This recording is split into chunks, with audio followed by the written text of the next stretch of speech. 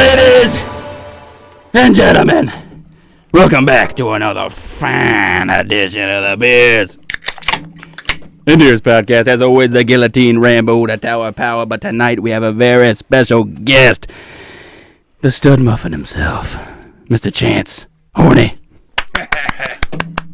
Welcome. Stud muffin, I like that. Yeah, you like that? That's been a long time. It has been a while, man. How long is it? Last time I seen you, you butchered that dough for me. Okay.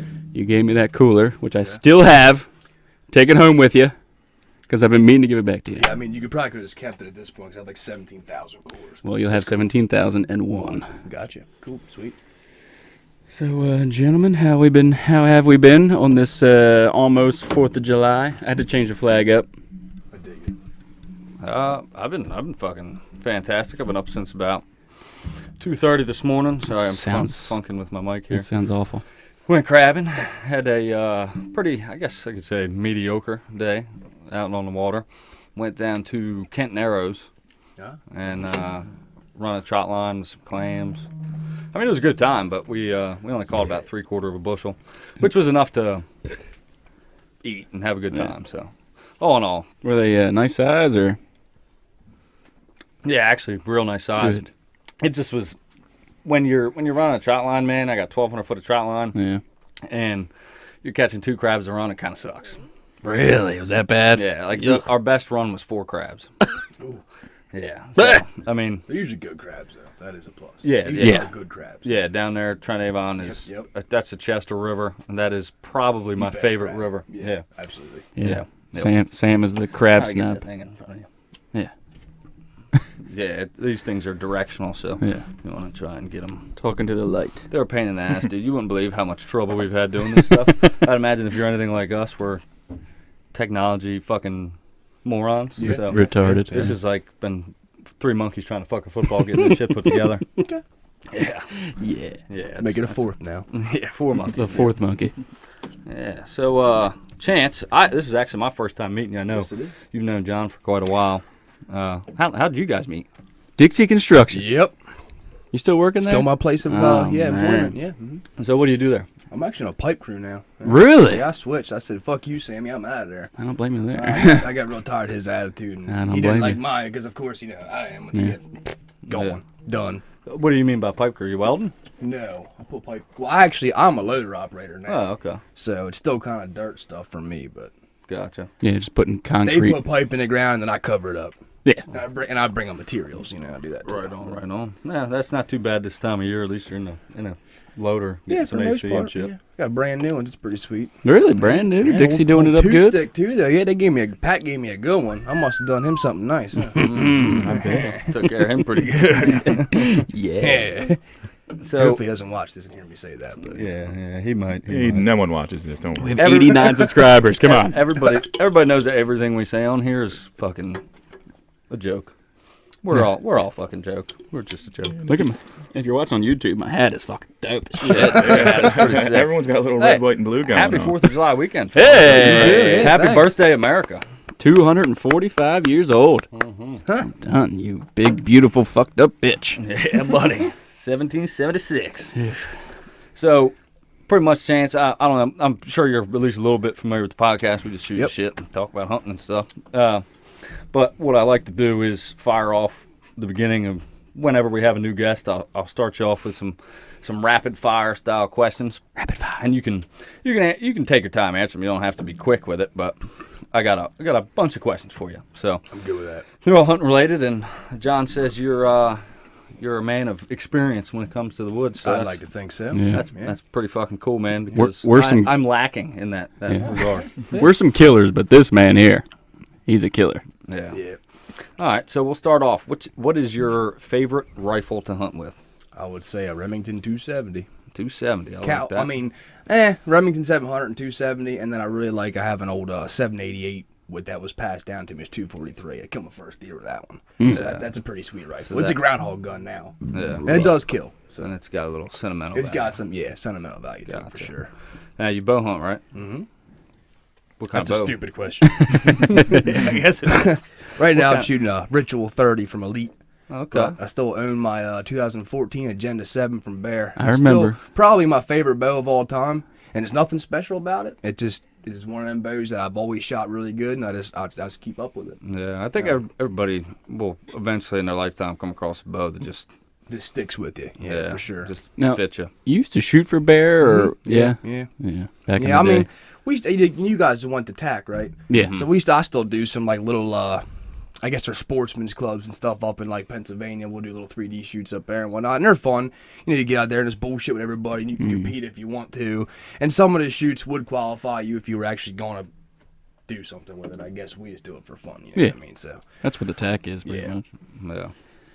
All right. So, question. We'll skip this one. This one's a little complicated, so we'll save that one for then. Stand or blind? Which one would you prefer to hunt out of? Stand, always. Yeah, I feel you there. Yeah.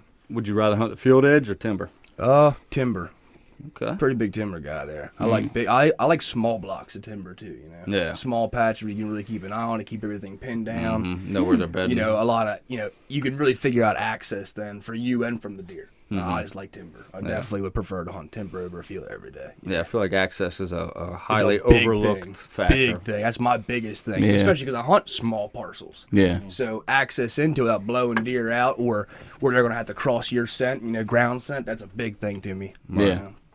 Yeah, I think that's something a lot of people overlook. All right, so if you could only use one call for the rest of your hunting experience, would you choose antlers, rattling antlers, or grunt tube?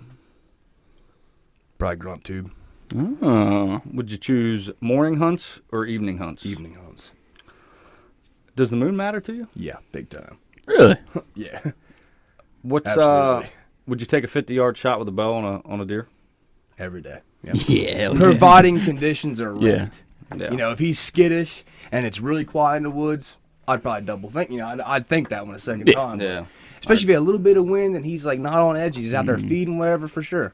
I've taken a 57-yard shot and killed. Hell yeah. Yep. Is that your furthest one? That's my furthest one. On the It's a Whitetail, long shot. It's a hell of a shot. But yeah, I agree with you wholeheartedly.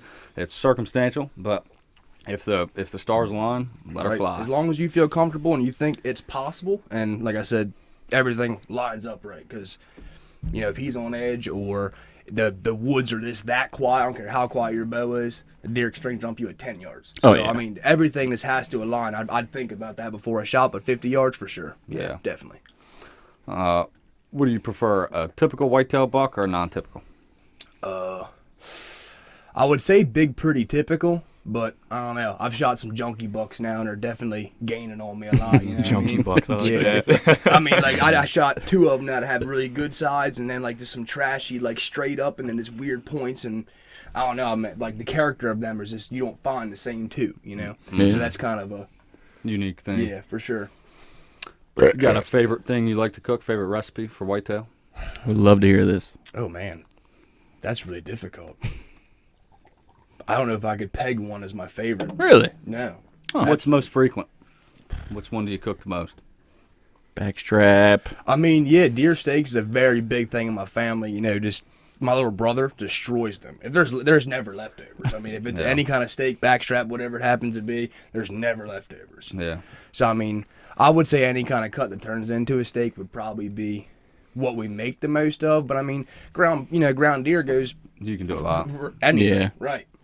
So that's a tough one there. I got about 30 pounds of ground deer meat left. Do you? Yeah. Yeah, I'm burning through my yeah. deer meat. I mostly I got roast left, but I got about a one deer left, and I shot 7 last year, so I've eaten, about 6 so far this year in the off season.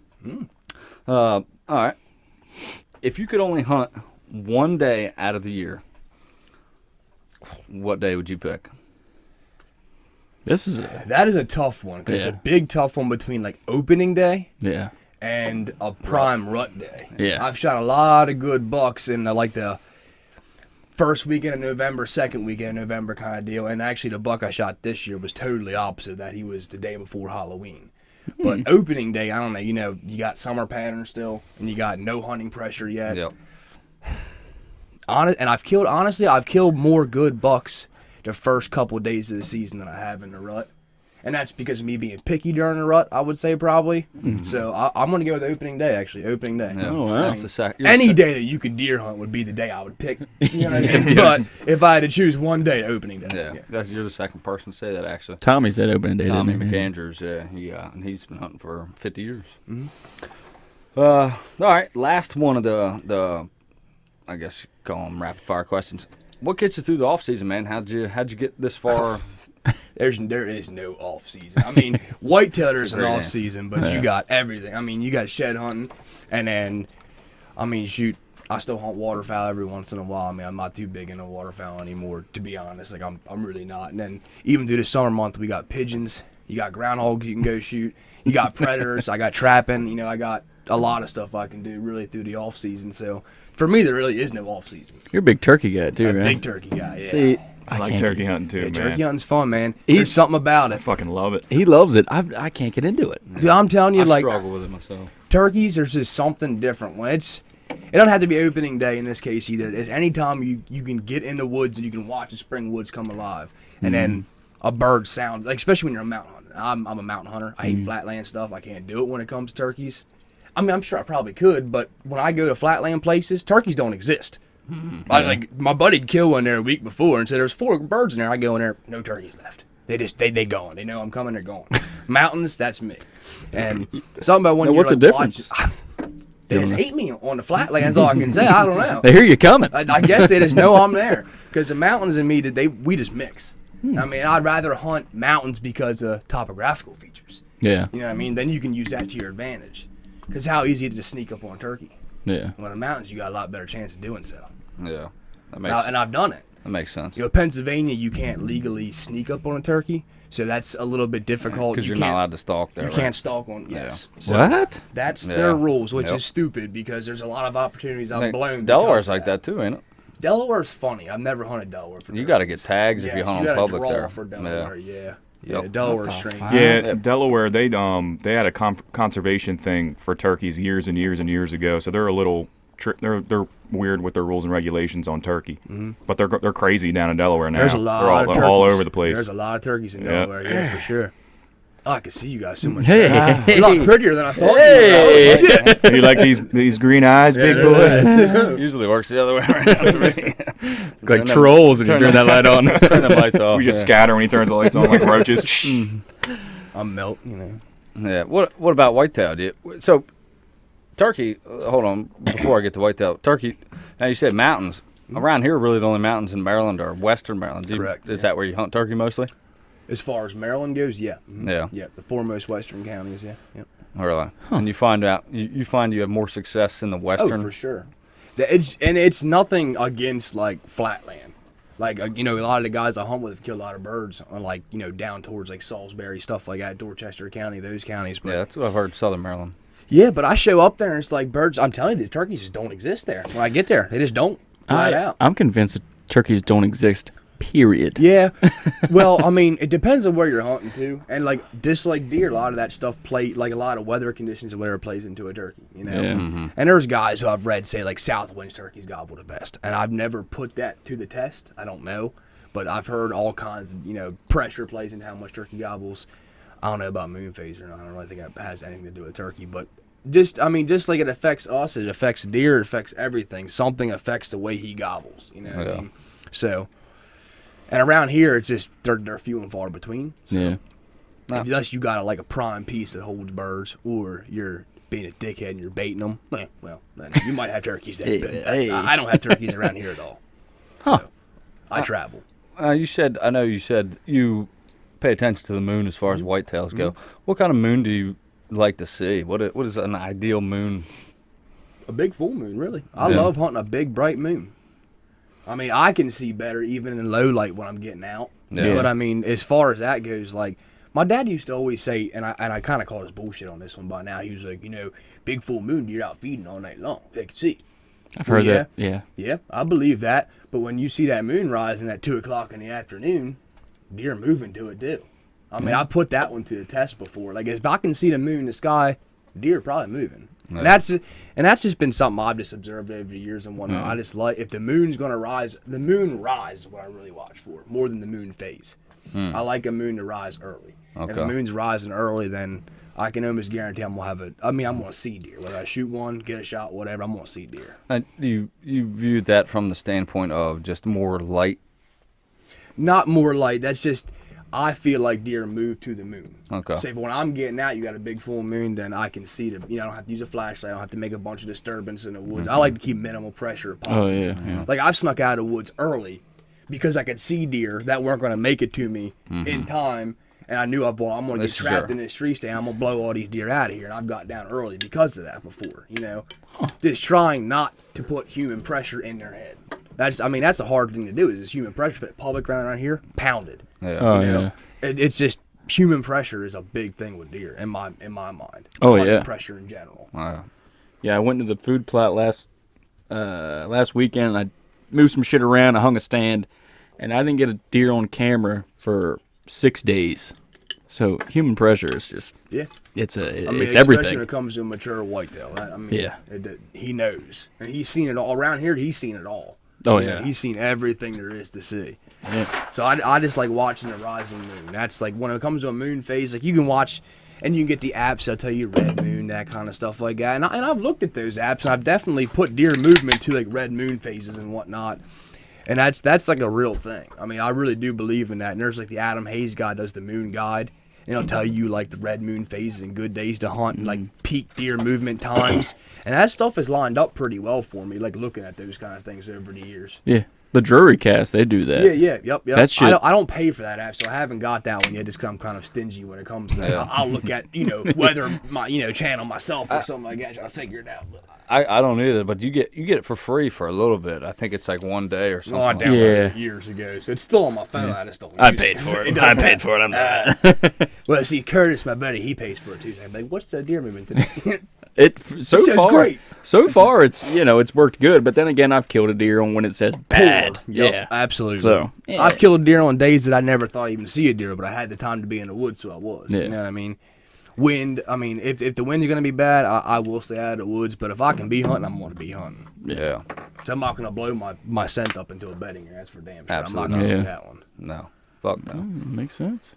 Yeah, I less is more often. I feel like when it comes to whitetail, man, and it's hard. You know what I mean? Because you want to get out in the woods. You want to to be hunting deer, yeah, Yeah. for sure. Well, You can't shoot one sitting on a. Well, I mean, I guess if you lived in a big farm, you might be able to. yeah. But you get that. You hear that mentality. Can't shoot them sitting on a couch. Well, yeah. Sometimes it's better to sit on a fucking couch than go in there and ruin your spot. It is, and you can watch and wait to the perfect time to be in there, and sometimes it pays off.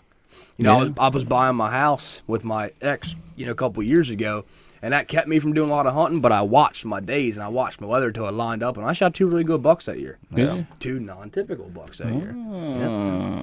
Well, now, what state do you mostly hunt in Maryland? For whitetail, yeah. Yeah. Yeah.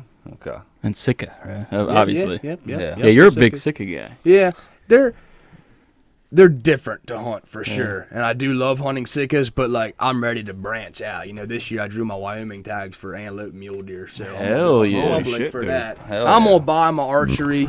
You have to buy an archery permit, but if there's a good one at 200, 300 yards, I'm busting with a Yeah, so you're taking a flat out. rifle and the bow. However, if I kill with a gun, I'm gonna have to go back to kill with a bow. I can't not kill with a bow. So Right. at some point, I'm gonna have to do it with a bow if I don't do it this time around. But I'm gonna try. Yeah.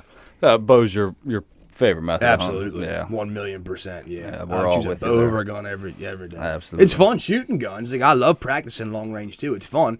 Like I've killed a fox at 397. That's my furthest like That's live. hell of a Jesus shot. Christ. Yeah, 243. Old Calm down, 788. Dad. That thing is. I'm telling you, for the gun's older than I am, it still shoots like you wouldn't believe. I Yeah. mean, it's nothing special. Absolutely nothing special. They don't It's make them awesome like they little used to. rifle. That's for damn sure. It's awesome little rifle. That's like my biggest buck. I killed him with a 115-year-old 32. 35? Was it 30 32. 30. Oh, I thought 35. No, was 32 right Winchester. Lever Them- action. Them old guns, dude. They were made well. They They were made well. They were.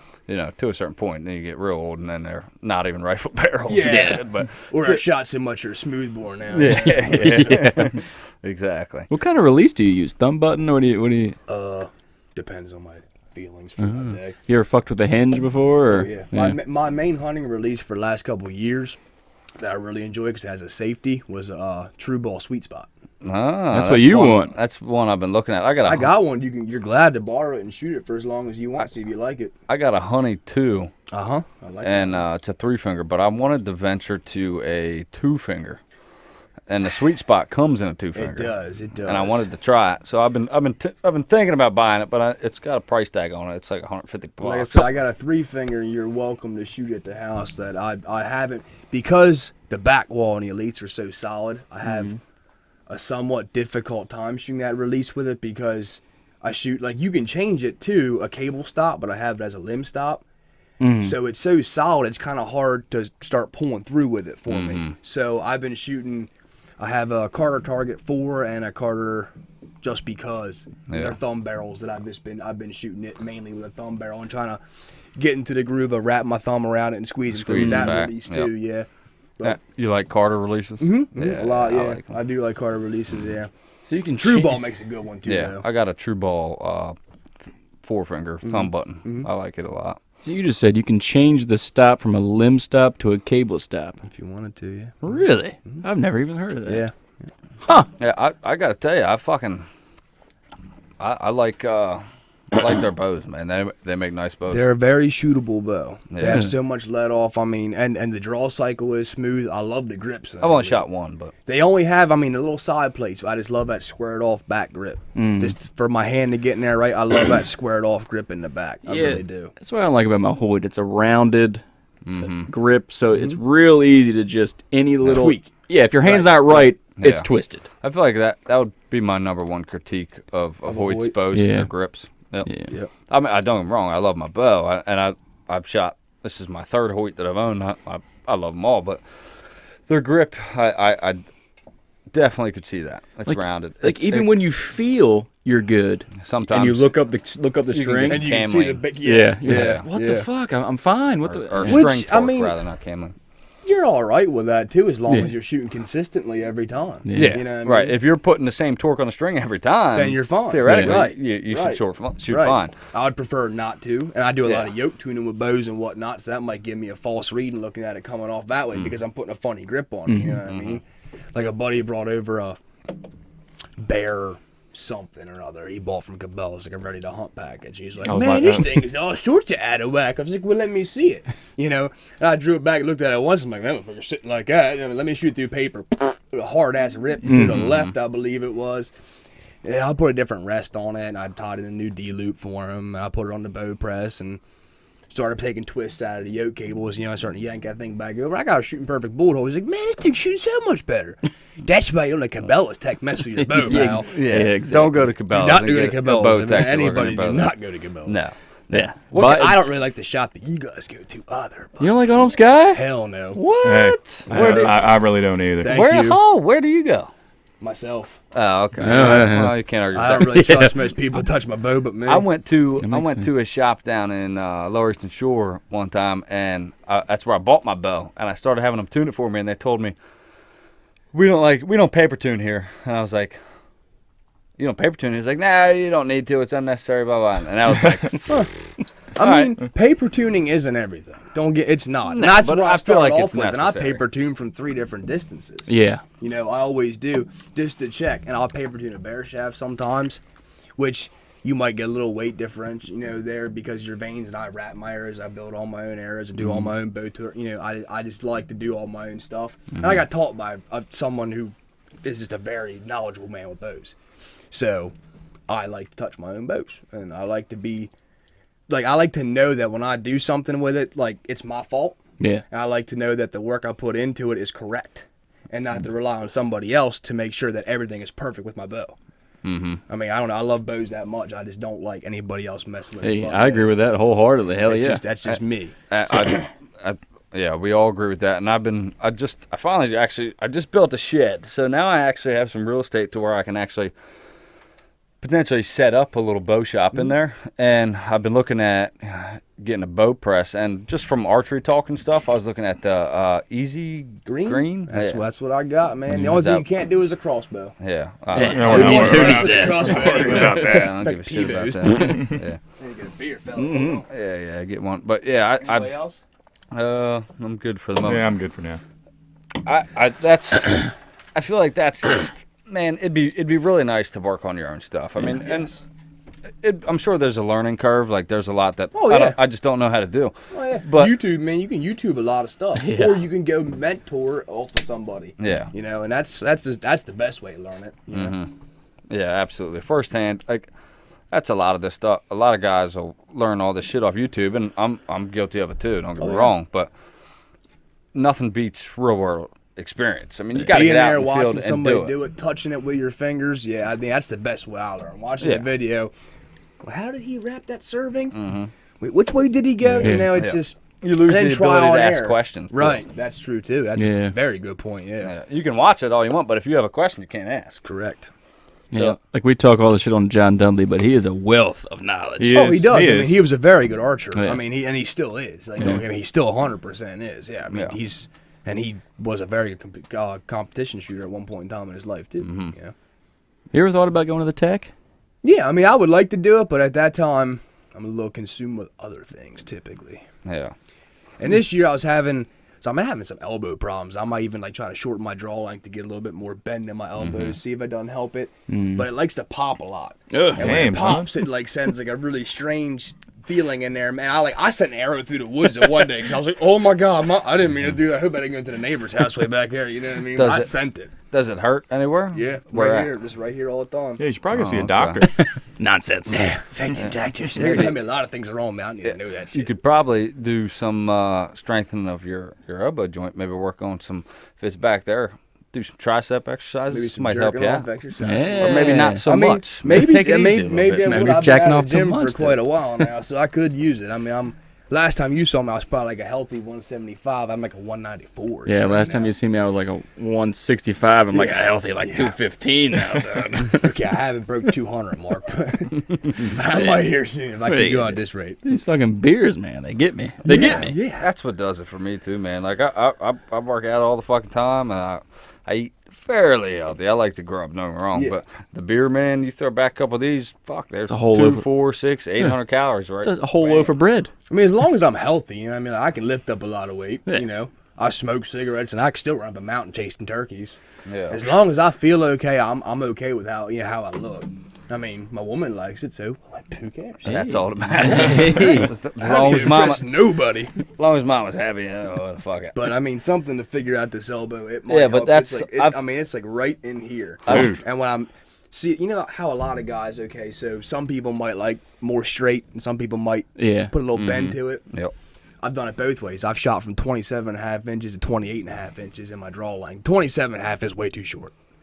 Which sounds funny because you only talk about an inch, but it is way too short. A half inch makes a big difference. Right, and then you're also talking with the necks of those different releases are changing, and your grip can change your draw length too. So you gotta make sure you're gripping the same Your time. D-loop, it's a little longer. D-loop's a little longer or shorter, yeah, absolutely. So I've been debating on maybe dropping down my draw length to a 28 to see if that doesn't, put a little bit more bend in my elbow, because that's where it's hurting. Trying to get just trying to get that going. It just hurts. The reason I say that is because I've struggled with elbow pain myself, and what I've noticed is doing stuff to say, and it could be anything. There's various forms of elbow issues that you could have. You could have fucking tendonitis or whatever, but where you're saying it's hurt, it's probably related to your tricep. So if you fucking build up your tricep a little bit, you might actually relieve some of that pain. I shit you not. I mean, I might give that a shot. Viable anything to help option. without going to the doctor. Every once just fucking take a little 10 bell to work, dude, and just pump them out a little bit. I'm telling you, it'll make a difference. For me, it was the opposite side. It was my inside,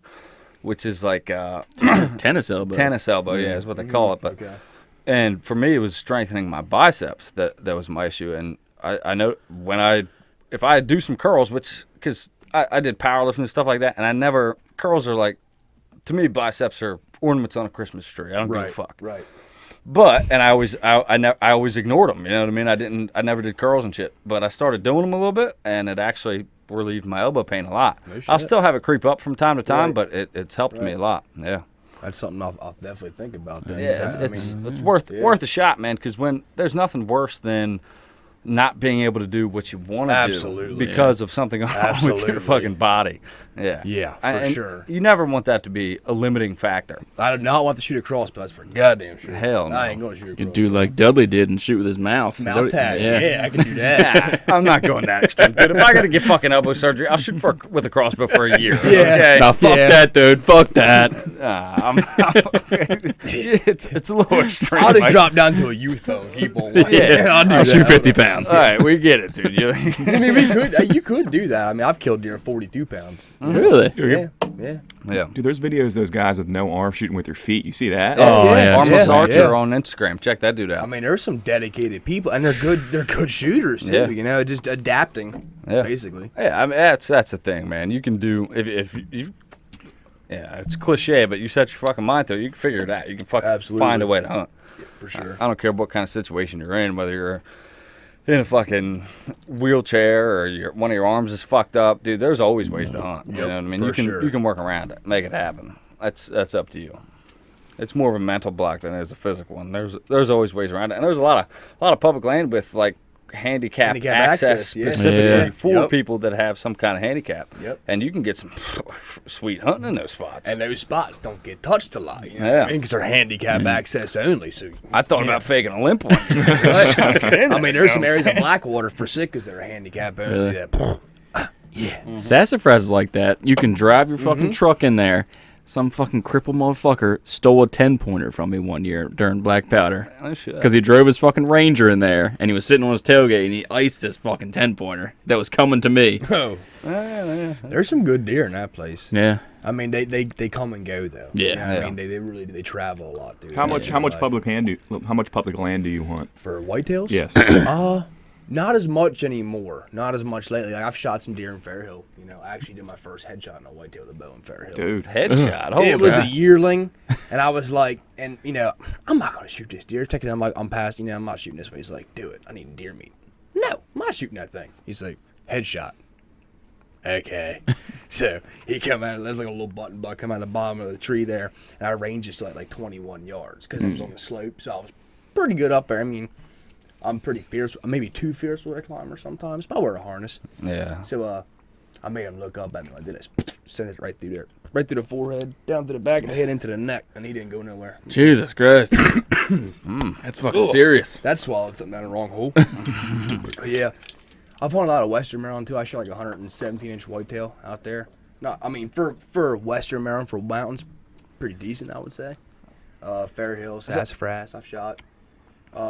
Grove Farm, Tuckahoe. I've shot deer, you know, quite a few areas. Yeah, public land. A fucking headshot, dude. What possessed you to want to try a fucking headshot? I mean, I would never suggest anybody to try it. Never. Ever. That's actually stupid. And I was kind of like, wow. Because if that didn't just work, I'd be pissed at myself. Yeah. You know what I mean? You just ruined that deer's life. Right. If Yeah. I hit him in the nose, you know what I mean? Yeah. I would have been really mad. At the time, he said headshot, like I couldn't do it. So I had to prove myself that I could. And I this should guy. never have thought that way. But the fact that I stuck it through the forehead, out the back of the head, into the neck, and it was just like shish kebab almost, it was worth it. But I would never suggest that. ever. Yeah. It was like an 80-pound deer. Was it a fixed or mechanical? It was a mechanical, actually. What kind of broadhead do you prefer, fixed or mechanical? That's also a difficult one. Because I like both, and I love both. Actually, I shouldn't say I like both. I love both, and they both have their perks. I'm with you. Yeah, I mean, you shoot a big, wide cut, expandable, you get a lot of blood. I Shoot. love them Grim God, Reapers, they- daddy. I've shot Grim Reapers, killed deer Grim Reapers. I've shot deer Rage, and I still shoot the original Rage right now. I think those are the best ones. I do too, personally. I've heard so much With the shit about collars? them. No collars. They just have rubber bands. Yeah, rubber Those bands. collars. Bands. I've been fucked by those fucking collars. I did not collars- shoot on collars. at least half a dozen fucking times. Oh, yeah. I tell you what, I fucking I've- despise those fucking Rage collars, man. I took them out of my repertoire. I will say my 57-yard shot was facing me, and it was muzzleloader season. So we went into a double set. One got a muzzleloader, me with a bow, and we went in there. I don't know. It was the 3-day early muzzleloader season before the doe only. Came in. okay, And I was yeah. planning on fully shooting a doe anyway, you know. And we went in there to shoot a doe, to shoot multiple does. Hopefully, I stick one, he shoot one, a muzzleloader. And they busted us. So I was like, well, just stay here, get up in the tree stand. I'll walk around there to the creek, and if they come back up this way, go ahead and dust one. You know, we'll call it a night. I don't need to kill on the bow, but I have my bow. And I make it down the hill, and they didn't go very far. And I didn't realize that, so I make it down the hill there. I'm like, oh, shit, there's a deer. I get in behind a tree. Well, they start filtering out like they didn't know what we were or something. You know, we had to win to our favor. Again, access was everything, and getting to the spot, they were just there early. It's a pretty big, like, wide open oak flat there almost. It's like a big circle, like a big bowl almost. But the way you get into it, you almost have to come into it passing deer if they were there. Like, there is no access to it without doing that. But we get in there, and they didn't blow or anything. The wind was in my favor approaching the stands, and I had hung a double sitting there for both of us to hopefully kill two. And they went down towards the creek when they blew out of there. Well, they didn't blow out of there, just ran out of there. No even tail was up there. They just knew something was up. And I was like, well, I'm going to go in there, see if I can just drive them back up to you and bust them with a muzzleloader. So I started making it down a hill, and I see the deer, so chucking behind a tree. And they're down by the creek, and I was like, man, they didn't look that far. And I ranged them, and it was like 60 to the one tree, and the deer was ahead of it. And I was like, you know what? If one gives me a shot, I might go ahead and try it. And I had my old Agenda 7 still. And that's when it was still powder-coated green. It was lime green. I had two of them. I had a camo one and a lime green one. I sold a camo one, figured it was easier to sell a camo one than a lime green one. I kept the lime green one. And it was still a lime green at the time. So I set my sight on 60, figuring, well, there's like 17 deer down there at this point, which was actually probably like 8 or 9, but there's a bunch of them. And the first one come out behind a tree and turned to come back up and like locked eyes, and I was like, fuck. Well, I was already at full draw, so I kind of nestled it right there and said, well, I'm going to send it anyway. It's going to blow or I'm going to make them blow. So I sent it, and it was like right to the sweet spot. So you really stood there that long. And I mean, she got down and flickered like that a little bit, and then it's dead. Nice. Hell yeah, on the spot, huh? Yep, 57, and that was with a ram cat. Okay. Fixed blade. Never used one of them, but yep. They were pretty deadly for me. I shot them for one season, shot 7 deer with them, and every one of them bled very, very well. And typically died within flies sight. pretty well. They did fly, but they tuned very easy for me. Now, do you shoot broadheads in practice? Yeah, if I'm trying to make sure to fly like my field points. Yeah. Yeah, for sure. Yeah, I think that's something that if you're going to shoot, really even with a mechanical, I mean, it's not a bad idea to test and see how they fly. I don't even trust practice heads. Nah, they're bullshit. Yeah, I super glue one shut and shoot it. Yeah, there you go. And some of them like Swacker, I'm gonna try them out this year. I've been looking into them. Yeah. They have a band that you can make it so it won't open. Oh, right. Yeah. Is that the Levi Morgan edition might be like that, I think. Yep. Yeah, I mean, he's doing something right now. where I heard it. So, if he's shooting a Swacker, it's probably not a bad idea to try one out. Yeah, he's fucking Michael Jordan of archery. Right, correct. So I heard about it on that podcast, and I looked it up, and that thing is, as far as mechanical broadheads, it's probably the most similar to a field point. Right. By its profile. There's nothing like really sticking out to catch the wind or wind drag to it or anything. So I agree. I'm gonna give them a whirl this year, because that's the thing, man. People don't account for that a lot, and your field point is not gonna fly like your fucking broadhead. It's just not.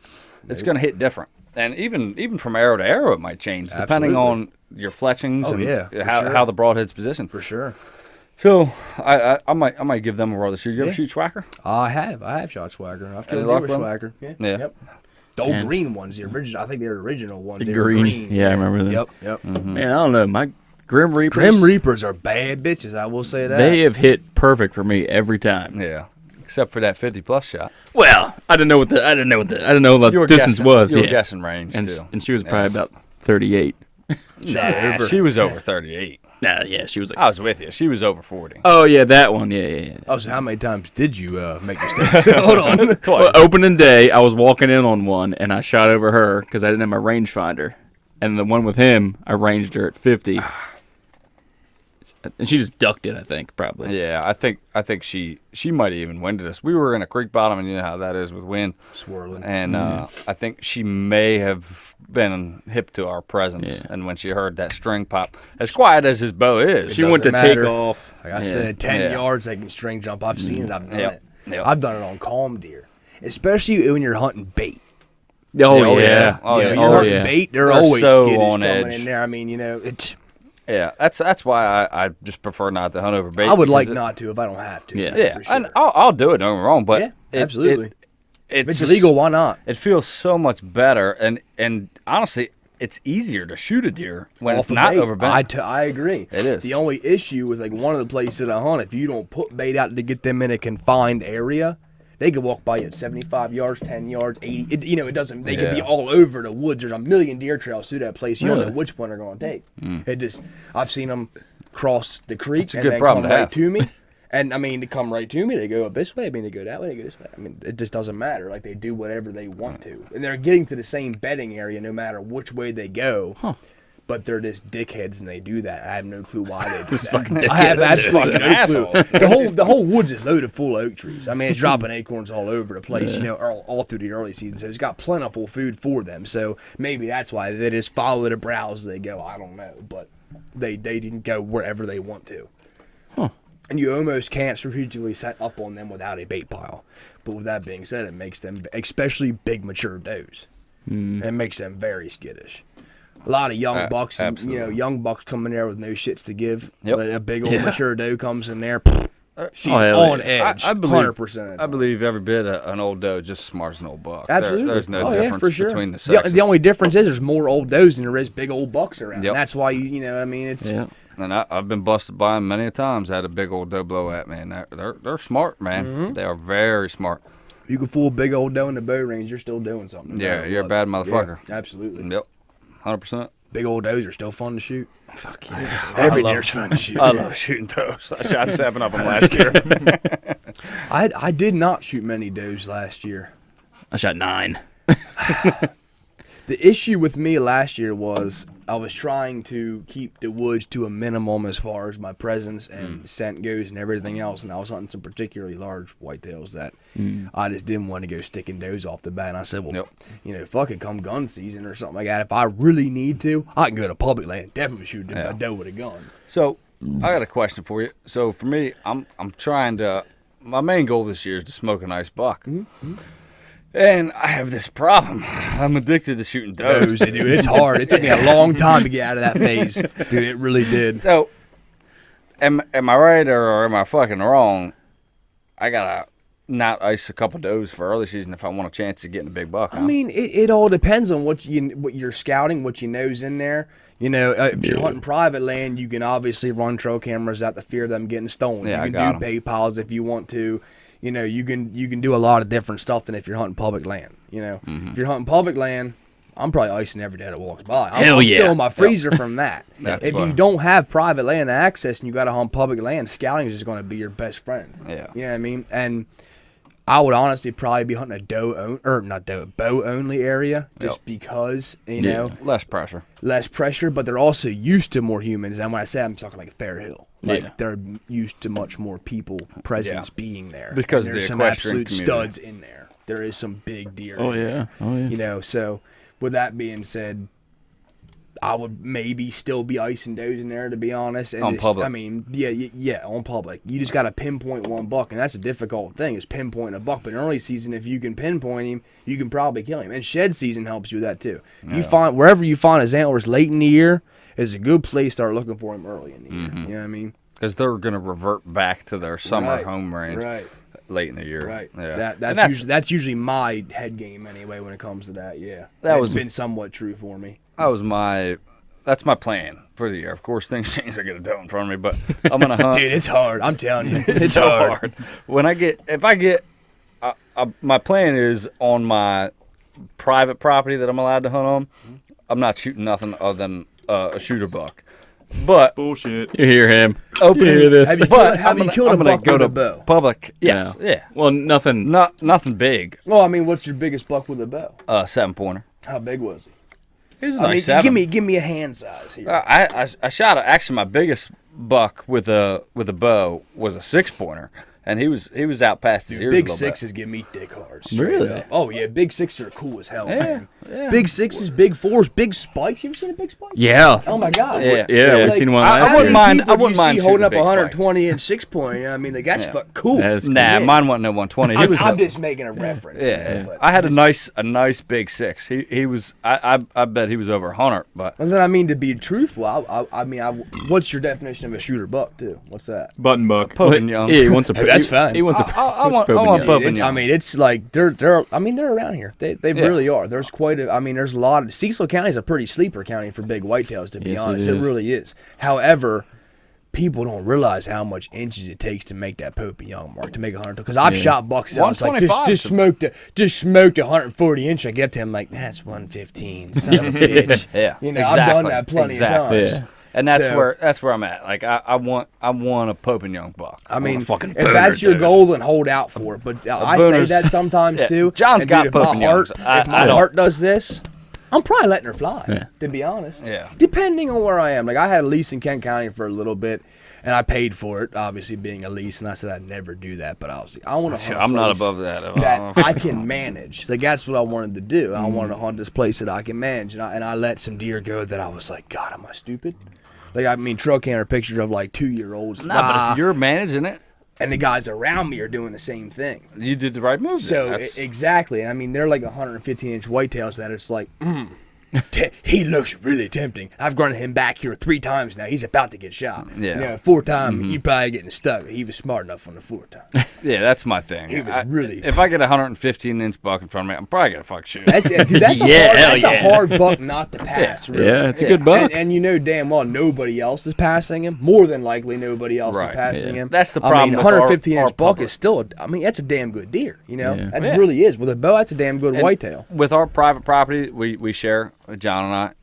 Along with everybody he works with. Yeah. So that's the problem, is that if I pass that 115er, the next guy's not. Right. And so that's, you know, you always say, well, if I don't shoot at my neighbor, will you? You've heard that one before. Yeah. Oh, yeah. And that's, dude, I've literally had trail cam picture of deer I've let go and then see my neighbor post him on Facebook the next day. I'm like, son of a bitch, I should have shot him. You know what I mean? Yeah. But it was one of them ones that I already let him go once, had him, you know, 27 yards or something stupid, 1/4 and I was like, I could kill him right there if I wanted to, but I'm not going to. You know, to be honest, like, this place, I thought I could really let them live, you know, behind dads, you know. And I had I have one of his sheds, and he was like 115-inch deer that year, and he come in there 27 on video. We had him on video for like 15 minutes just browsing, because the acorns back there are ridiculous. So in early season, I mean, you really can see. That's a problem, though. Here, there, everywhere. And this deer coming in front of us like 27 yards, 1/4. And I was like talking to the guy, Drew, that was filming. Tom, I was like, I could smoke him right there if you want me to kill him on footage. But that's not the buck I want to kill. And I let him go. And I was like, smart move. Yes, please. I was like, smart move. So he lived that whole year. Well, the next year, he was what I was guessing would be a 4-year-old. And I debated on killing him then. And I actually had him during muzzleloader season. I was hunting with a bow at like 47. And I was like, I'll kill you right there, no problem, too. Like, and he walked by me, and I said, man, he's just not as big. Like, in trail camera pictures and in real life, they always look a little different. And especially once you shoot and you get them on the ground and you're looking at them, they always look a little different. You know what I mean? And I looked at him, and I was like, you know, he's just not that deer that I'm trying to kill right now. And I let him go again. Well, the extended gun season came around, the January gun season.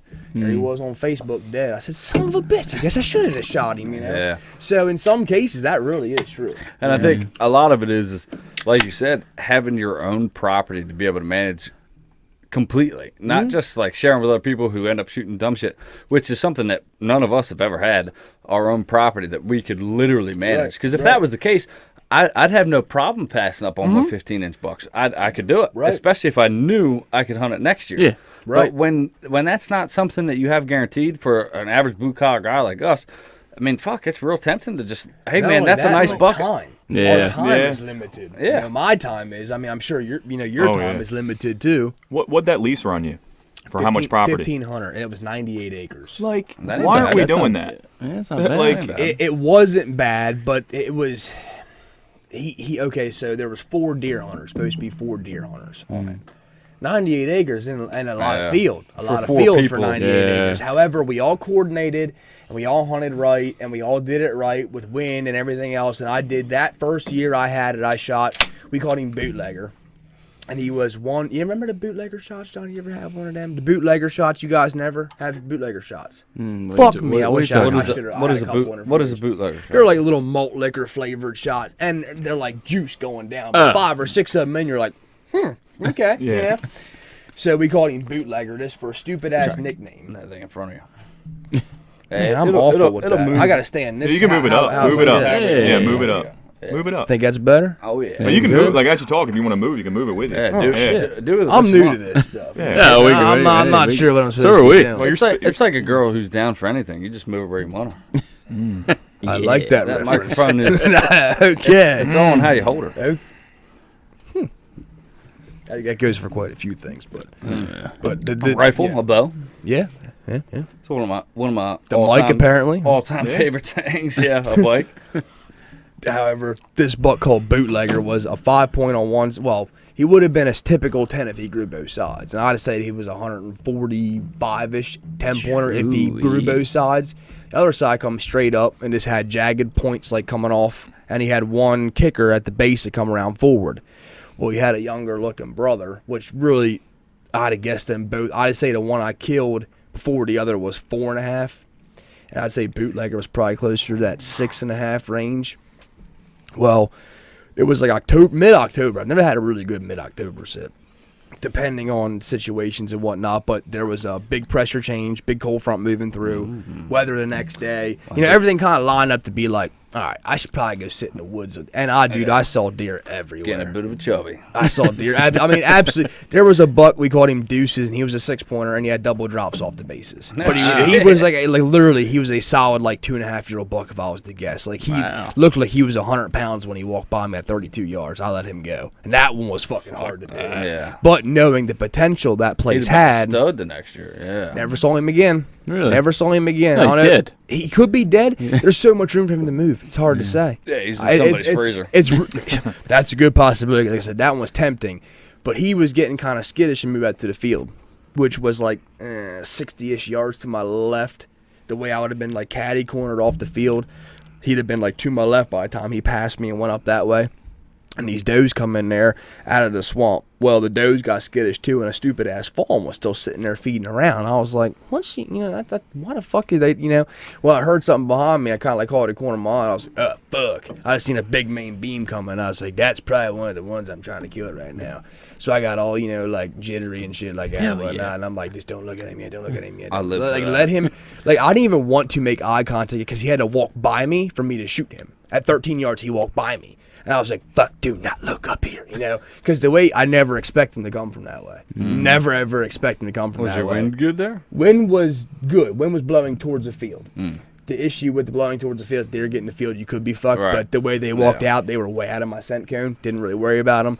I was more worried about him skylighting me as he come in from that direction. And I was like, fuck, please don't do that. Please don't look up here, please. And he didn't. And he walked right to that fawn and scent checked her in early October. I mean, it's like October 14th, so mid-October. And he like bumped his nose up there. And as soon as he did, I just drew and shot him like 27 on a quarter. Hell away. yeah. And he piled up like 45 yards. And I was like, I just killed Bootlegger, you know, dead. I walked up to him like, fuck, that ain't Bootlegger. This one had a 4-point solid. He would have been like a typical 8. And he come up straight, had points going all over the place, and the point off his base wrapped around the backside of his head. And I was like, well, I'll take him anyway. It's still And- cool fucking buck. yeah, I mean, it was a very cool He's buck. dead. And a very pretty coat. He had a real light tan coat for being like into October. Kind of like, early. She still yeah, had a he little bit of looked that like summer. almost.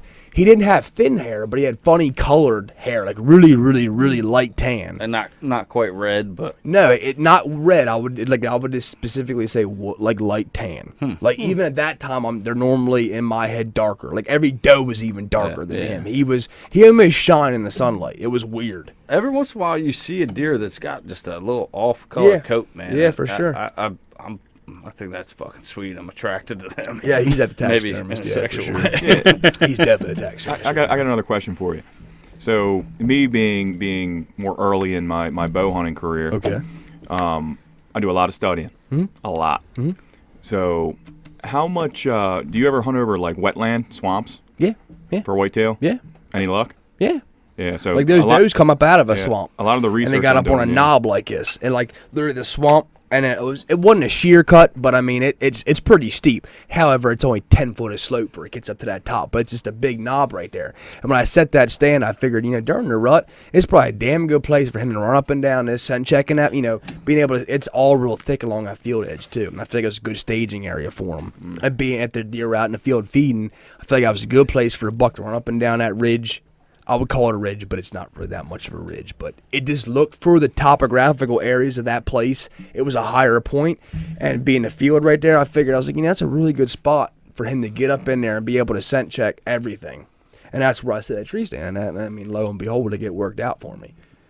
Now, trail cam pictures showed me a lot of different bucks in the area, which I never had one of that specific deer until that evening. He was on trail cam right before I shot him, but he walked by it.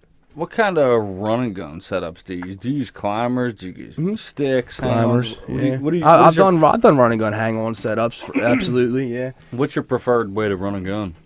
Like if you're gonna hunt a piece of public that you've done a little bit of scouting in, and you're gonna maybe go in and set up. What Climber. Climber. What kind of climber? Just mobile. I mean, I have a couple different summits, and I have an old equalizer.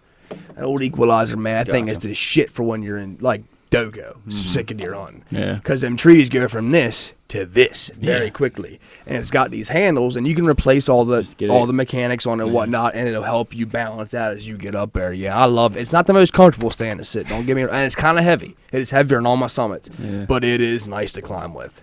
So sick deer. What's the difference between these fucking things? These mini elks. What's the difference between them and a whitetail? For a precursor, real quick, for our listeners, because a lot of our listeners are from other parts of the country, actually, particularly like Ohio and the Midwest. Oh shit, cool. Yeah. Sick deer. I will be to Ohio to kill a turkey. Hell yeah, sick deer. And we're not talking about blacktail. There's a T in this word. Yeah, Sitka. And Sitka, blacktail, right? And Sika, it's S-I. I think it's actually Sika. Supposed to be Sika deer. Yeah, I think that's the way I just it's can't supposed get to be down with pronounced. saying that, so I still say Sika, Yeah, but I I'm think not it from is Sika. pronounced actually Sika deer. Yeah, I believe. I could be wrong. I think you're right too. Yeah, but basically what they are is they're small elk. They're not deer. They're actually elk, even though they're called Sika deer. They're little elk, and they can have up to 6 points on their antlers. They're very small, but apparently they're like the fucking dove of the woods. They're just delicious meat. Yeah. And they even have a bugle and everything, kind of like an elk, but smaller. Yeah, I mean, basically a mini version of an elk per se. Yeah, that's how Really, the bugle really sounds. mini. They're I mean, very, yes. Yeah. very locally, as far as where they're at in the world. I think you got them in Japan, here in Maryland on the lower eastern shore, and I believe Alaska. There's a few subspecies of Sika deer. There's actually a much larger species, and there actually, I believe, are some like exotics in like Texas on like high fence like areas that you can hunt those kinds. I don't know where else in the world they exist, like aside from like our Sika deer. But that for we're free hunting. range in the U.S., here's where it's at. Right, correct. This is the only place free range in the has US them. that has them. Yeah. Yes, absolutely. Yeah. I got a question. So behavior wise, are their behaviors similar to a whitetail? They're ghosts, right? Not that I have ever witnessed, but I hunt swamps for Sikas. I mean, like I've sat over a foot of water, and I'm no Sika expert. I'm still learning that game. I've never shot a big stag. Now with you shot more than we have. with our our little talk there about hard to pass a doe, I got hard to pass any Sika. Yeah. You know what I mean? If I got a bow in my hand, dead. You know what I mean? If it's within shooting range, I'm probably gonna shoot. I've shot a few button stags, so I've passed a few button stags now. And small spikes and whatnot. I've passed them now, but I've never shot a big stag yet. I'm no expert when it comes to That's that. anything. When you get into hunting any kind of animal, I mean, just getting that first one out of the way is like something you just got to get that notch on your belt. I feel like My you gotta first get that one, yeah, I remember that one. That was actually Where a was button that at? stag. That was in I couldn't even tell you the actual piece of public land that was on. Dorchester, It was in Dorchester County, but I couldn't even. Blackwater area. No, I've hunted Blackwater. I was never successful, but I've only ever hunted it once in like 2011, like years ago. But there is so much public land. I mean, to be Do you hunting. mostly hunt Sika on private or public? Public, all public. I don't have any private for Sikas now. Yeah. It's fun. It's How do very you fun. approach that differently as opposed to whitetail? Well, I mean, there's not as much sign to really see except for their cuts through marshy stuff. I I mean, yeah, if you're hunting frag, you'll be able to see cuts through the frag. If you're hunting like the reed grass or the needle grass, whatever they're called, I mean, it's a different look and it's just completely different. But you'll be able to see cuts and trails and stuff, even in the marshy areas. But I mean, you'll see rubs on trees and shit like that. But you're not seeing droppings because if you're in the hardwoods, you will. But I don't hunt the hardwoods. and they're often in the marshes. I know guys who kill big. I mean, I know a guy who killed a big stag in the hardwoods. I mean, they're there. It's just it's just something different sitting over marsh than it is. I've never hunted them, so I'm just speaking from what I've heard. They are more so crepuscular than whitetail. They really like the twilight hours, the dark. They don't really come out till like the last couple minutes. Is that what you found? No, not at all. Not at all. No, Really? not at all. Have you?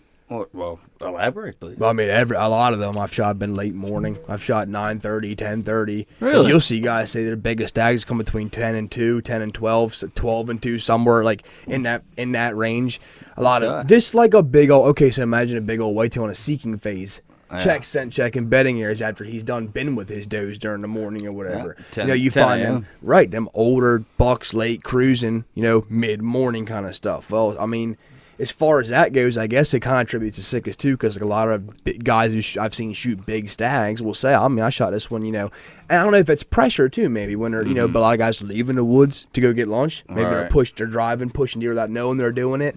But a lot of guys I've seen say they've killed big stags in that like 10 to 2-ish range. And I've shot, I think all of my sickas, but like a couple ones I shot with a gun were in the mornings. Really? And actually, I shot a hind in muzzleloader season this past season, and she was probably 1, 2 o'clock.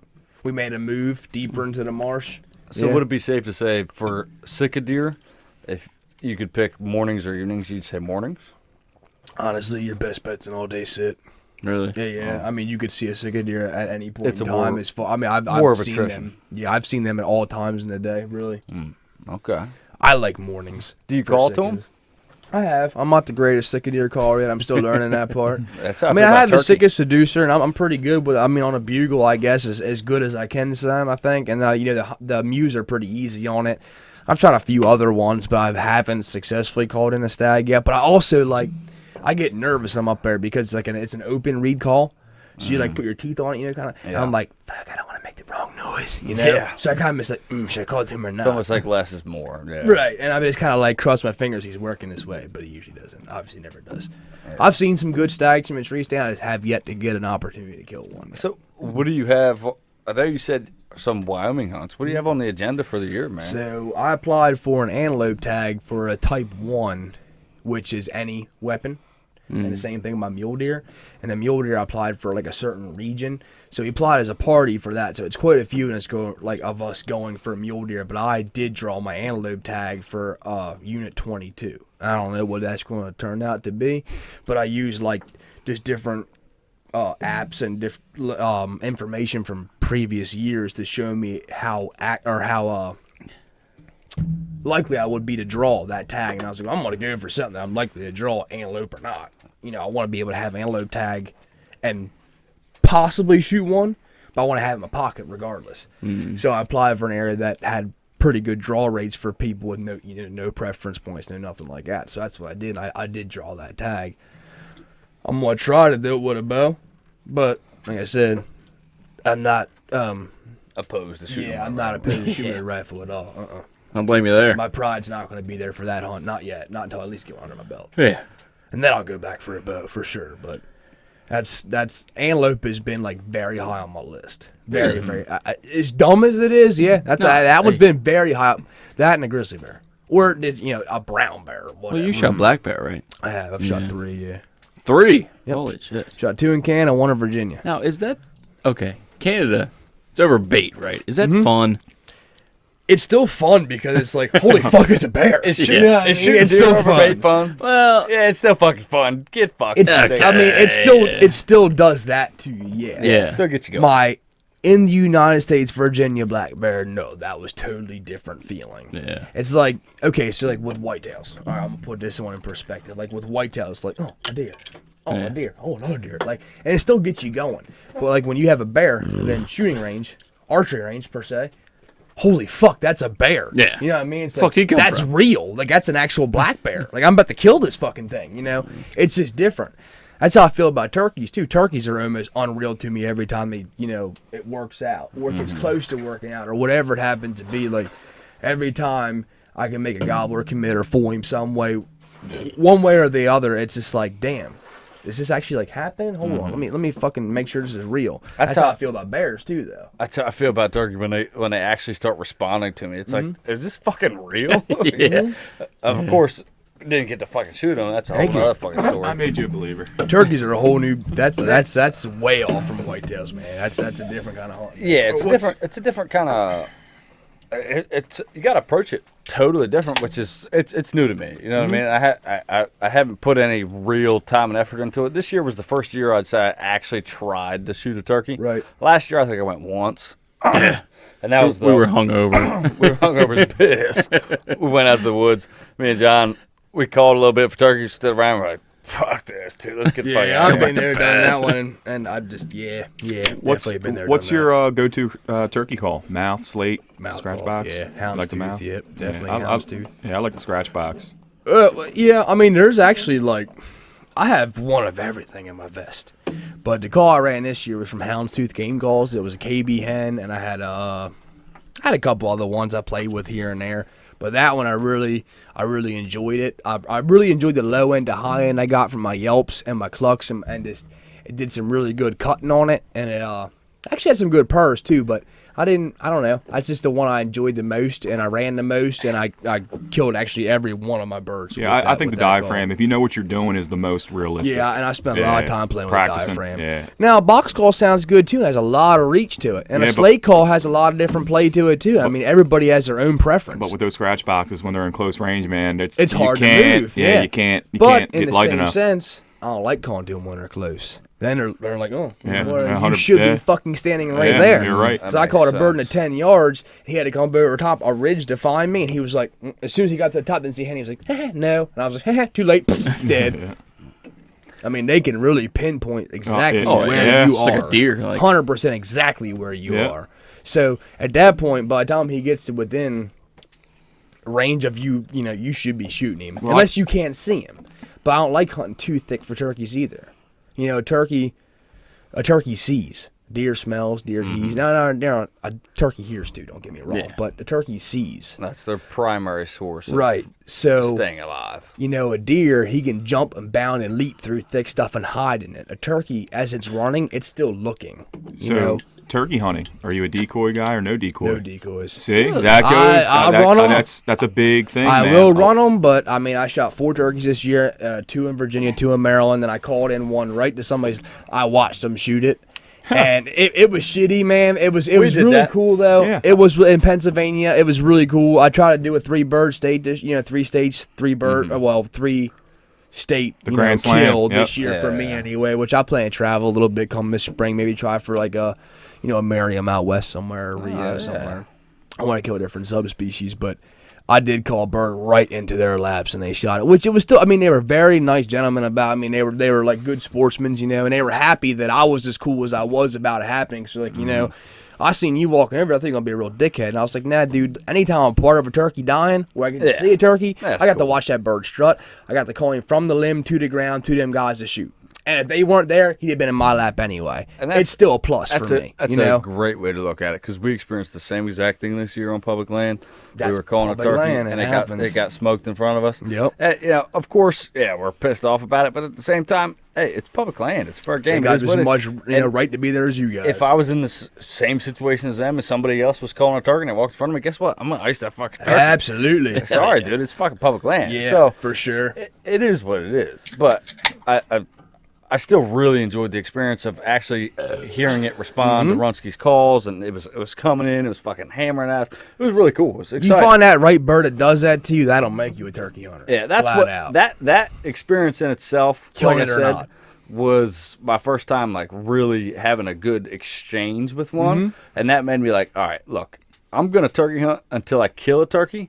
After I kill a turkey, if I decide it's not for me, fine. But I'm not gonna you wait put it till you down. pull that trigger, you see what happens. I'm not gonna quit turkey hunting until I at least get one. It's Yeah. just, If I get one and I'm still not excited by it, then I'll stop. But there's just so much satisfaction, man. There Like when really they're is. fucking answering your call and they're fucking reacting to what you're doing, there is nothing like it it. is really cool. And we couldn't have done anything different. We went, what was opening day? Yeah. Yeah, we went opening day, and I was giving it to them, and they were just eating it up. Yeah. We Coming were, right to they us. were probably what 300 yards Unpressured out. birds, you know. Initially, yeah. And Yeah. when they shot them, they were, I don't know, what do you think, like 70 yards Yeah, out, maybe. Yep. So Coming straight to it. That's just fucky, Yeah. flat It out. sucks. It just happens. and then, It's Those public- guys, it's and public those land. guys told me that they were like, I wasn't sure if you were hen or not. I said, and I wanted to say this, but Bullshit. I didn't. I said, Yeah, well, bullshit. I understand that, but when I didn't move the whole entire time, Yeah. you weren't Come thinking on. something might have been a little fishy. However, I got dropped off. 3 guys, 1 truck, all on different spots. They dropped me off. I was the first one, pitch black. I was like way back in there and waited till daybreak. And then I'm like, all right, should be gobbling time here. One gobble on his own, and he's kind of far. So I was like, you know what? I'm just going to hang out right here. Bird finally hammered close, and I'm like, bingo. And I'm going after him. 2 other ones sound off. I'm like, all right, sweet. So I knew there should have been birds in there, but you never know. Year to year changes. And I'm going in there after one particular one. Doe blows at me. Fuck. Yeah. Let me see for a second. Owl hooted. One gobbled down. All right, cool. Still in the game. Not over yet. I going after him. I set up on him.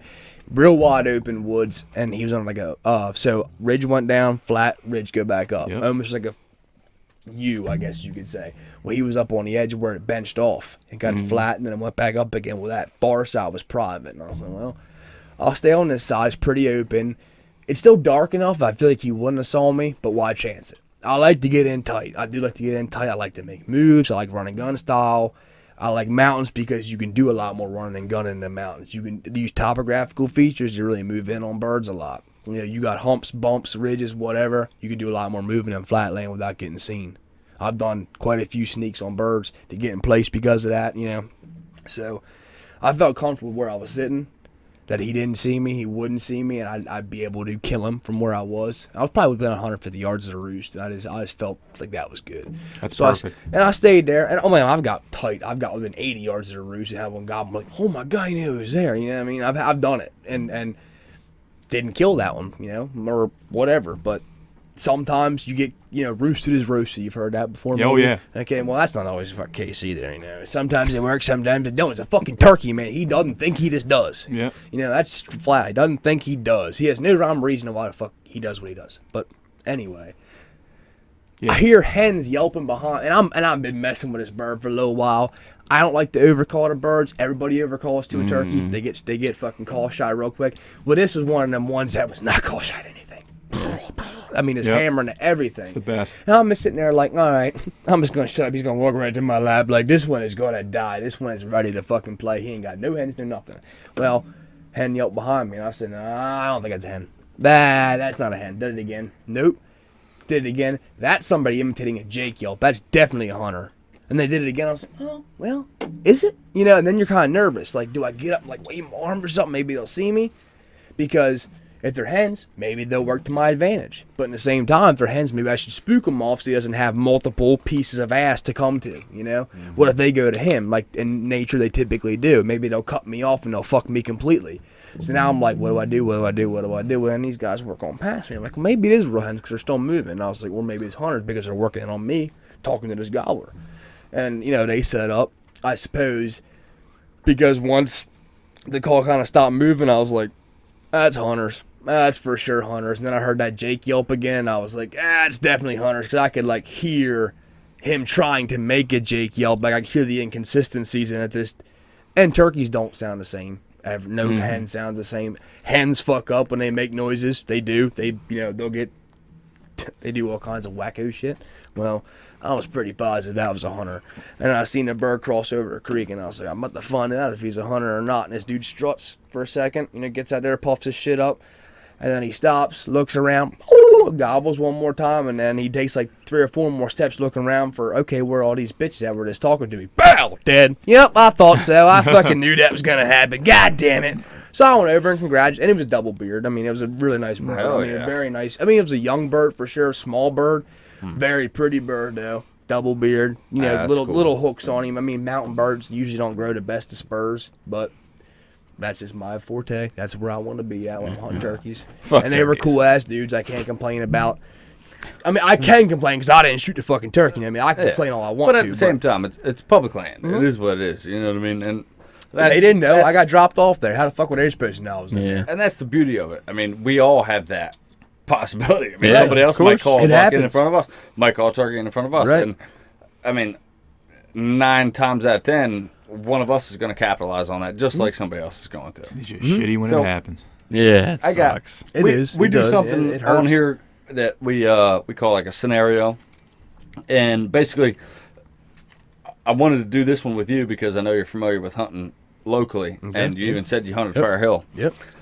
So, and we could go around the table and kind of tell everybody what they would do, but I mean, it's probably going to be a general consensus. So we'll ask you off the rip. You show up to hunt in Fair Hill, and when you go to Fair Hill, you're going there because the night before you hunted there, and across the field you seen a smoker monster buck. You seen what he did, you watched him, you're like, okay, tomorrow I'm going to go in there, I'm going to set up over there accordingly and hunt him, and I'm going to get him. It's the middle of the rut. Next day you show up, they've got a equestrian event going on there. There's a bunch of horses, they're fucking hiking trails and all this stuff in there, all this bullshit going on. It's about 150 yards off of where you seen that buck in the field where all these horses are walking this trail. What are you going to do? Oh, I'm still doing it. 100% still doing it. Yeah, for sure. You don't know how many times that buck seen that shit happen. He might That's not true. give an absolute shit about that happening. That's very true. He might still feel uncomfortable with them being in there. And I've seen guys that I know very well that hunt public, like religiously, that have had kids running down trails and been, and still sat it out and killed big deer. I mean, it happens. You get into a place and deer blows at you. Well, all right, my hunt's fucked. I might as well go back to, go back. Nah. Why? That deer could be blowing at anything. Yeah. You know what I mean? Those deer don't know what it was blowing at. So in that case, while I'm not going to leave where I'm hunting at, I'm going to sit it out. I'm there to hunt. I'm sitting it out regardless. That's an aspect that I hadn't thought about. Me is either. the fact that Yeah. initially when I hear that scenario, my first response is Fuck that. fall back, Right. Yeah. wait till the next day maybe Yeah. when there's less pressure. But you make a really good point there. That deer is fucking used to that because that's what happens there. So it's likely that he's going to respond to the same thing. Yeah. Of course, the rut maybe I gave that a He bad could, he timeline. could drag 10. He could be fucking- 10 miles away. Yeah, by the time yeah, I get during the back in rut, there. but- yeah, in that case, like I'm still gonna hunt it. I'm still sitting it for sure. Okay, I like that. That's a good mindset. That's a good way to look at it. You got it because You never know. As long as the weather conditions are right, like what am I hurting doing? It's public Yeah. land anyway. I'm definitely sitting. public For land. sure. True. Yeah, For sure. Very true. That makes I never a even thought lot about of sense. that. Yeah. Yep. And you know what? I would have done that. I would have played that differently, and it might have cost me because to me I'd have been like, I'll fall out and maybe I'll come next day. But hearing you explain it that way and saying, well, he's fucking used to people in there. He's used to all the fucking horses. for sure. He might not change up his pattern at all. I mean, yeah, that's a good way to look at it because you gotta think about it. You gotta think outside the box sometimes and see what this. And that's the thing. Every property has specific intricacies that you really have to pay attention to. You know what I mean? Oh, yeah. Whether it's something stupid like the way the wind plays off the topography or the way the deer react to pressure. Absolutely. And you can always use that to your advantage. And I feel like at a place like Fair Hill, which is a local hunting spot, if you're listening and not from around here, that is a really big deer community, or deer, Jesus Christ, fucking horse community. Yeah, Yes, I shoot those yes. fucking horses too. Lots of meat. Good eating. Australia. But yeah, I mean, you got to kind of factor all that stuff in, man, Always. because you can't play every property the same, and the rules change from place to place, and you have to adjust accordingly. And sometimes you got to think outside the box like that. You know what I mean? And I sure. think the way that you thought about it is unique to the way we thought about it. That's cool. You're right. I think. But it makes I mean, plenty there of was a sense. time in my life where I definitely been like, shit, this is screwed up. Yeah. Now. I'm Yeah, going I'm home. gonna fall back But, and wait. yeah. I'll come back I tomorrow. mean, over the years, it is different. Even getting into the woods and getting blown out right off the bat, like because I busted something out walking in there. I'm like, well, fuck, I might as well go back to the house. Like she done blew the whole woods up. No, Yeah. I ain't gonna do that. She could have been blowing at a fox. She could have been blowing at a raccoon. She could have been blowing at a dog walking through the woods. You don't know. Even if she was blowing at you, it Right, don't mean she something doesn't else know. ain't coming back. Right, absolutely. And She she doesn't might know. she might not know what she was blowing at. She just didn't like Exactly. what she saw. Exactly. You know what I'm saying? So yeah, I've just, I mean, over the years, I've just learned from hunting different places more and more and more. You just learn, you pick up on little things. You know when to be aggressive, when not Yeah, to be. absolutely. I like being aggressive with deer. I've killed deer from the ground being aggressive, or even dropping my stand and moving stands and getting up in a different tree as long as you can get away with it. And the time of day, why not? I've done it. I've done it. Absolutely. I've Being moved. aggressive can be an awesome move for killing deer. I've been in a climber early as shit in the day and seen does move through an area way far from me and realized, where I'm at is kind of shit. I'm going to move over there. Moved and then waited as the day got on. And then guess what happens? After those couple does, those young does or whatever move through, more fucking deer come through the same area. Yeah. You can use it as an sometimes- observation sit almost. Sometimes moving is a good option. It's not. It's like crabbing, man. Today we picked up our line 3 times before we found a spot that was decent. And I'm not saying that that's the norm. You know what I mean? A lot of times when you're hunting, the less movement is possible, obviously. But there are circumstances where, hey, you got to fucking make adjustments on the fly. You know what I mean? And that's something you got to kind of play it by ear. It's a whitetail deer is a fucking intelligent animal. Absolutely. Yeah. Maybe not from the typical sense of intelligence, but from the sense of survival. They've been fighting this battle for a long time, 100,000 years. I would also say the typical sense of like TV hunting. That's not always, you know what I mean? Like, that can make deer look stupid. And I'm here to tell you that I've hunted public and private and good private spots and ain't no deer stupid. No. And there's no stupid deer out there. I mean, fawn, okay, I've been like, hey, let me see if I can hit this one. And they're kind of dumb. button buck. They don't know Hell, yet. button buck slayer. Hey, man, Slayer over here, send Chance. it, dude. Send it. I'm telling you. There's young dumb deer. Okay, so you're new into archery. That was my hunting. first. I killed a button buck for my first Well, bow. then fuck yeah. You can't make fun for a button buck. That was his first deer. Dude, Shit. Oh, of course not. Listen to this story. So, fucking, I was hunting over bait. I got a piece of property close to where I live, private property, and I sat. Sun started going down. Started getting that time, so I pack everything up, start loading everything up, work my way down to the base of the tree. So I get down to the base of the tree, and wouldn't you know it, a button buck worked its way in. I'm on the ground, dude. Arrows in the quiver at like completely just shutdown mode. Right. This motherfucker came in like within 15 yards, and I was like, "Fuck, let me see how far I can get with this motherfucker. Like, this, what's gonna hurt? What's gonna Absolutely, fucking hurt?" yeah. That You was like, walk out, you're already on the ground. So, and you stand there till I'm pitch on, black. Yeah. You know? So I'm on the ground, and I said, "Oh, let me pull an arrow out of this fucking quiver." He lets me pull my arrow out of my quiver. I said, "All right, well, he let me get that far. Let's see if I can get this fucking release on my fucking wrist." So grab my release, get the release on. Motherfucker didn't move, just looking at me. I said, "Well, you're an idiot, and you're gonna die now. You're gonna die. You deserve to die." And I smoked him, man. Hey, congratulations. That's fucking sweet. And that's a cool story to go behind it, too. Yeah, I'll never forget it. Right. Yeah. Never forget. You'll never forget your first. Yeah, I can Awesome. be honest, I could probably remember every deer I've killed. But I can't can't. remember what I ate for dinner yesterday. Yeah. I don't know. But every deer I've ever shot, probably so. I remember all 10 from last year, but I don't remember from seasons past. No. But if I think if you think real yeah, hard I think about I it though, do. I bet you Right. could I recall. might have to see probably. a picture of the deer and then be like, oh, I remember that. Yeah. Okay, so yeah, maybe Yeah, I'm that a makes little sense. off on my Like description. I there, sent but you yeah. a Snapchat of us hunting like Yeah. 3 years ago. Had 9 And pointer. instantly it came back to me. Oh, I know exactly what we're doing there. I know exactly where we're hunting. I know exactly how it transpired. Everything. Every detail of every hunt. I remember that story. Like I remember how like it was like a movie. When I seen that picture, I was like, oh. And the movie like replayed in my head. I was like, I remember every second of that replay hunt. that scenario over and over. Like that's, I mean, you're a true hunter then, to be honest. Yeah. Because some dudes, I mean, they just don't, and people just aren't into it. And they'll shoot a deer and be like, oh, that was cool. And there's guys who go off for opening day, gun season, shoot a deer, and they're like, that's all I want to do. Like, I just wanted to shoot some deer meat, you know what I mean? And that's cool. But when you can go back and look at photos and replay it a hunt over and over and over, you're doing it right, That's I can that's remember. real. I can remember most of the does I shot and how Yeah, I shot them. hell yeah, dude. I love shooting does. Dude, fucking preach, dude. Hell yeah. No, I mean, I love the deer. I love killing deer. I Like, love it. I love it. Love it. It would be tough for me to pick, like, if you had to pick one animal to hunt for the rest of your life, what would it be? Whitetail.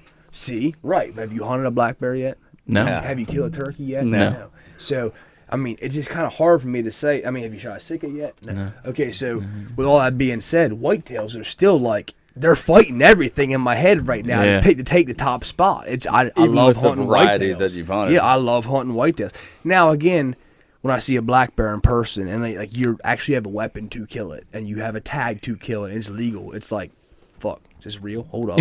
Same thing with a turkey. Like every time it happens, it still feels unreal. Of course, yeah. But whitetails, they're just there. That was that's what you started on. You know what I mean? That's in well, the I mean, art, I guess I man. shot squirrels before I killed a whitetail. But Yeah, but that's your first big game animal. That's where everybody starts that at. Like it's first- hard to leave a hunting whitetails. You That know, it's first just big impossible. game is like it's like a first love. Right. It's something that better. It's hard to fucking ever get away. It's a hell It of a lot doesn't better go for me. away. I don't know Yeah, about you. that's what I'm saying. Yeah, absolutely. Like, I'm almost scared to kill an elk because I don't want to, like... Love it when I move out west. Yeah, to hunt exactly. elk. That's what I'm saying. Exactly. I'm with you Well, on that one, dude. I think- 100%. I feel like though, see the thing with elk is that you can't kill them like you can kill whitetails. That's true. You can't kill. Yeah, that's true. We make like we So- can kill like 30 fucking deer around here. You 35 can't do does that. around here, Right. which we're blessed to live where we're at Yes, because absolutely. as a group of doe slaying motherfuckers, I love it here. I mean, I love slaying me some does, dude, and it grows you an appreciation for the animal and an understanding of the animal. Like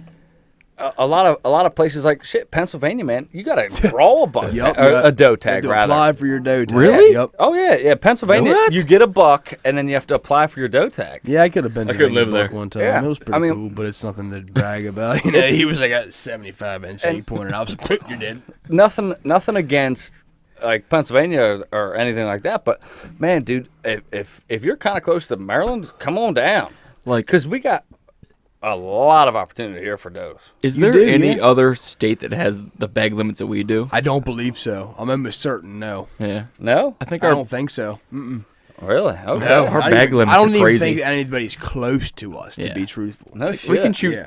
38 deer. Yeah, now, okay, so you can purchase tags like, okay, so I applied after I drew my antelope buck. Yeah. Well, my antelope tag is any antelope. My deer tag is an antler deer only. You can purchase doe tags afterwards, and then there's a second draw, and then the third, after the second draw, there's an over-the-counter license you can just buy, whatever. But I never looked up how many tags I could purchase. I did apply for a antelope doe tag in a different unit than what I drew for my buck tag, just because it was like bordering my area, and there was still like 333 tags left or something. As private landowners out there, maybe, I don't know. I mean, I don't think you could ever touch the amount of deer that we can kill, but there are places where you can, I think, buy multiple tags for sure. However, with our general, adult full season hunting, you already have that many with a gun, then a muzzleloader and bow stamp, which for what was it, $9 for us as residents in Maryland? Shit, we can kill No brainer. It's $36. No, but I don't Man, think it- any state can kill that many. deer that $10 we for can. an extra buck tag. I mean, Right? it's- Yeah, I mean it's worth buying regardless if Yeah. you can even kill one buck or not. I feel like buy Maryland anyway. is a underappreciated It is? whitetail. Oh hunting yeah, state. for It is. sure. Absolutely, it's a big time. Actually, years ago we were in the top 10 for like whitetails as far as big whitetails go, Yeah. like inches. Yeah, like big. The lower whitetails. eastern shore here produces some monster bucks. Oh yeah. I mean, we might not be on board with fucking like Iowa and shit, but Well, and Iowa is a coveted tag to draw Yeah. for Yeah. residents, and I mean, okay, Exactly. not for residents, for non-residents, yeah. but I mean, there's a lot of strict rules in play with Iowa. Yeah. They got it going on. Now, non-residents, we're gonna play hell drawing one of them. Well, not really, because I mean, I know guys who have applied for 4 years and drew a tag eventually. I know guys who applied for 7, 8 years and still haven't drawn. So it's just one of them deals, but they got it going on, yeah. And you have a lot of ag. You know what I mean? You have Yeah. whitetail Yeah. habitat Yeah. and shit. You have Yeah. the ability to grow big deer. Yep. Now, if you look at Pennsylvania compared to Maryland, what's the difference? We have Not mountains, much. we have ag fields, we have timber. They do too. More hunters per More- square mile, yeah. and More they hunters. shoot everything. You know what I mean? It doesn't. Yeah. If it's a legal buck, it's dying. They don't have that. You money. got to give them a little credit. I The do know ag- guys. The ag isn't quite as good there as it is here. Yeah, I there's mean, a lot I of timber agree. up there. The soil isn't as as good. and as there's it a is lot more ag Maryland's fields the than greatest. big blocks of timber, at least Yeah. in the southern part of Pennsylvania per se. But you'd think they'd adjust the bag limits for them guys. Well, Pennsylvania does is it way does the same behind. thing. They're fucking archaic in their fucking management system. I mean, they're still doing mail-in fucking doe Oh, tags yeah, and shit there. yeah, for It's- sure. It's way behind. No, I mean it's a cool state to hunt, dude. Like for the years, Amish. I mean, I was cursed in Maryland with killing another Maryland That's why gobbler, I and I first was started like, hunting actually, because Pennsylvania. I shit. didn't want to go through hunter safety in Maryland, so I Oh, really? I just got a PA license. No yeah. shit. He Yeah. was just climbing trees. I was climbing trees. I didn't even have a climber. I was just climbing up in trees and hanging out in tree branches. Hey Tarzan man, over you here. gotta do what you gotta do. Yeah, times are tough. Whatever you can do to kill a deer, I back that. Yeah, for sure. But hey, look, we're Dedication. We could probably do this fucking. We could probably For about 6 talk hours. For about 6 hours. Oh, absolutely, yeah. But for production reasons and all that good stuff, we got to try and wrap this up. You guys got any last second questions for Chance? I love you. I love you too. Always will, baby. Hey man, dude, this is fucking awesome. I think Hell we should yeah. do it again. Absolutely. Yeah. I'm down been a whenever pleasure, you guys man. Yeah. want to. We for could do. sure. We could definitely do a part 2. We got Yeah. some catching up to do. So Yeah, whenever we you didn't guys talk. We want didn't talk to, about for bear sure. hunting. We didn't talk about a lot Yeah, of things. we got a but, lot we can get into. But hey, we appreciate you coming out, man. For sure, dude. This was fun. Hell yeah. Right on, Yeah, brother. you tried to get me to do it during hunting season. That was tough. Yeah. I'm glad I made it though. I really appreciate you guys. You know, of course, yeah. asking me to Yeah, come man. over and doing this. It was fun Fucking as A. shit. And that's the thing. During hunting season, we're all the same way. We end up doing this shit awfully late because we're dragging deer out of the woods. And we got to wrap it up real quick then because it's fucking late as hell. And we all got to work in the Yep. morning. But appreciate the fuck out of you coming out here, Oh man. yeah, dude. I really had fun. Like for real. Great Yeah, time. Right on, We'll bro. do it again. We'll do Oh, it yeah. again. Ladies and gentlemen, this is the Beers and Deers crew plus Chance. How you pronounce your last name? Horny. Horny, you know how to come on. Oh, Chance. yeah. The horny Cool man. ass last name. Come on. Chance motherfucking Horny coming at you live from Cecil, Tucky, motherfucking Maryland. We'll see you guys next time. Appreciate you for tuning in. Don't blow any fingers off. Yeah, 4th of July.